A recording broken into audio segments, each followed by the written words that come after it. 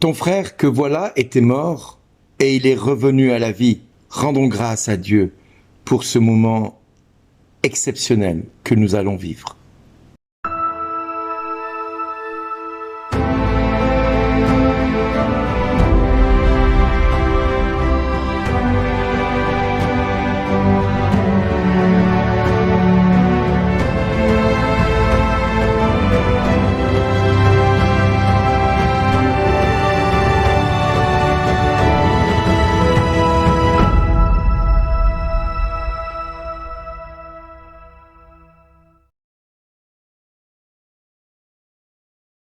Bonjour les amis. Père, j'ai péché contre le ciel et contre toi, je ne suis plus digne d'être appelé ton fils. Combien de personnes que j'accompagne viennent souvent me dire « Je ne suis pas digne de Dieu, je ne suis pas digne à cause de ce que je vis dans mon quotidien. Je ne suis pas digne de cela, je ne suis pas digne de ceci. » Effectivement, nous sommes nombreux à penser que le Seigneur est là pour nous juger, nous condamner, parce que nous avons l'image d'un Père qui est fouettard, un Père qui nous juge et nous condamne, qui ne sait pas faire autre chose que nous juger et nous faire périr. Sa colère est telle que nous pensons que l'avenir de demain pour chacun de nous sera synonyme de souffrance et de jugement par le Dieu qui a fait le ciel et la terre et tout ce que la terre renferme. Nous sommes dans une dynamique de voir Dieu toujours en train de nous juger et de nous condamner. Mais nous oublions d'abord ce merveilleux psaume où le Seigneur nous dit « Le Seigneur est tendresse et pitié. Oui, bénis le Seigneur, ô mon âme. Bénis son nom très saint tout mon être. Bénis le Seigneur, ô mon âme. N'oublie aucun de ses bienfaits. Car il pardonne toutes tes offenses et te guérit de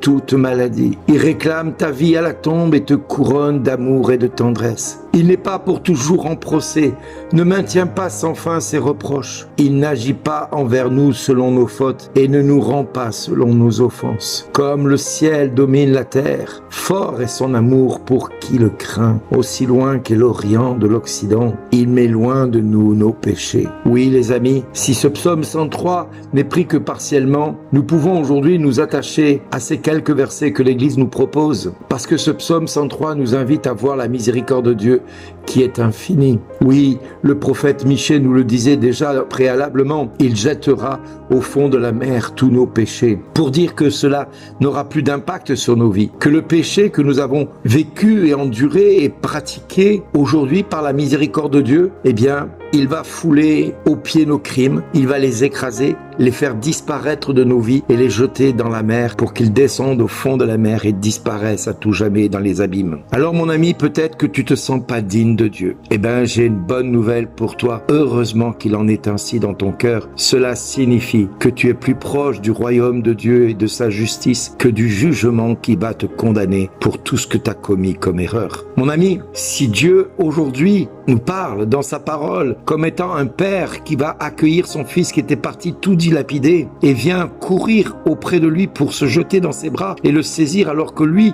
dit « J'ai péché contre le ciel et contre toi, je ne suis plus digne d'être appelé ton fils », eh bien, ce jeune homme qui revient voir son père, c'est toi, c'est moi, c'est chacun de nous qui par moments n'osons pas faire demi-tour parce que nous avons honte de ce que nous avons pu faire ou commis. Cependant, Dieu nous dit qu'il va demander à ses serviteurs d'apporter le plus beau vêtement pour l'habiller, de lui mettre une bague au doigt et des sandales aux pieds, d'aller chercher le veau gras, de le tuer, de manger, de festoyer, car celui qui était mort comme fils, il est revenu à la vie. Celui qui était perdu, il l'a retrouvé. Alors, nous pourrons commencer à festoyer avec le Seigneur parce que toi, mon frère, tu es peut-être condamné par les hommes et par toi, mais Dieu est là. Et comme disait Thérèse de l'Enfant Jésus, si j'avais commis tous les crimes possibles, ce ne serait qu'une goutte d'eau dans le brasier ardent qu'est la miséricorde de Dieu. Oui, mon ami, si tu penses qu'aujourd'hui que ta foi est toute petite et que tu ne mérites pas d'être appelé fils de Dieu, la bonne nouvelle, c'est que le Fils de Dieu, l'héritier en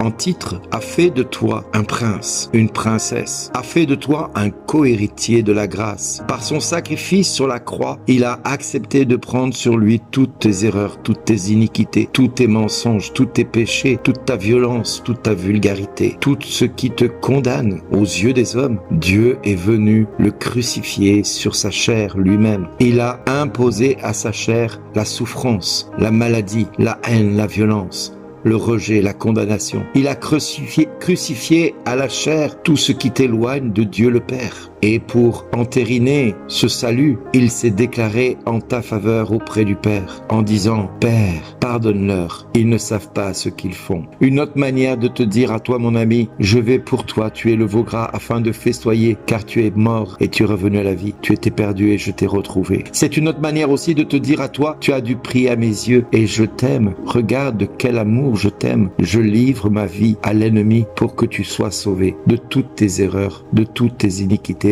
et péchés que tu as pu commettre. Oui, mon ami, aujourd'hui, le Seigneur t'invite à te reconnaître tout petit devant sa face. C'est cette humilité et non pas une soumission bête et naïve, mais une humilité qui fait de toi un enfant. Père, j'ai péché contre le ciel et contre toi. Je ne suis plus digne d'être appelé ton fils, mais dis seulement une parole et je serai guéri. Oui, Seigneur, nous sommes rendus à ce niveau de relation avec toi. Nous ne sommes pas dignes de toi, mais toi, Seigneur, tu as fait de moi une occasion de dignité. Tu as fait de moi l'ouvrage de ta gloire. Tu as fait de moi une occasion de manifester ta puissance en venant me chercher dans mon péché, en venant me récupérer dans mon péché et en m'amenant de la mort à la vie, du péché à la sainteté, du jugement à la miséricorde. Et merci, Père, parce que quand j'entends ton Fils dire « Père, pardonne-leur, ils ne savent pas ce qu'ils font », c'est pour toi une manière de me dire aujourd'hui, malgré le fait que je n'ai pas été désiré, pas aimé, pas souhaité, et que j'ai vécu tout au long de ma vie des rejets, des condamnations, merci d'exister.